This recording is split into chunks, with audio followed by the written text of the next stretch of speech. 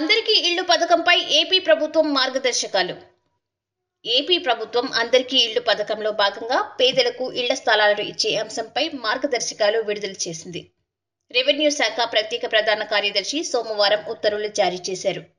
అందరికీ ఇళ్లు పథకంలో గ్రామాల్లోని పేదలకు 3 సెంట్లు, పట్టణ ప్రాంతంలోని పేదలకు 2 సెంట్ల స్థలం ఇవ్వనున్నారు. ఇళ్ల స్థలాలకు 10 ఏళ్ల కాల పరిమితితో ఫ్రీ హోల్డ్ హక్కులు కల్పించేలా కన్వెయన్స్ డీడ్ ఇవ్వనున్నట్టు వివరించారు. జీవిత కాలంలో ఒకసారి ఉచిత ఇంటి పట్టా ఇచ్చేలా విధి విధానాలను రూపకల్పన చేశారు. ఇంటి పట్టా ఇచ్చిన 2 ఏళ్లలోగా నిర్మాణం చేపట్టాల్సి ఉంటుందని ఉత్తర్వుల్లో స్పష్టం చేశారు. దారిద్ర్య రేఖకు దిగువన ఉన్న కుటుంబాలకే ఉచిత ఇంటి స్థలం కేటాయిస్తారని, లబ్ధిదారులకు రాష్ట్రంలో ఇంకెక్కడా ఇంటి స్థలం, సొంత ఇల్లు ఉండకూడదని స్పష్టం చేశారు. కేంద్ర, రాష్ట్ర గృహ నిర్మాణ పథకాల్లో లబ్ధిదారులుగా ఉండకూడదని తెలిపారు.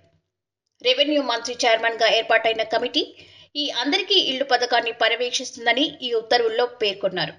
పురపాలక, హౌసింగ్ శాఖ మంత్రులు, ఉన్నతాధికారులు ఈ కమిటీలో సభ్యులుగా వ్యవహరిస్తారని, వివిధ శాఖల మధ్య సమన్వయానికి అధికారుల కమిటీని కూడా నియమిస్తున్నట్టు ఉత్తర్వుల్లో వెల్లడించారు.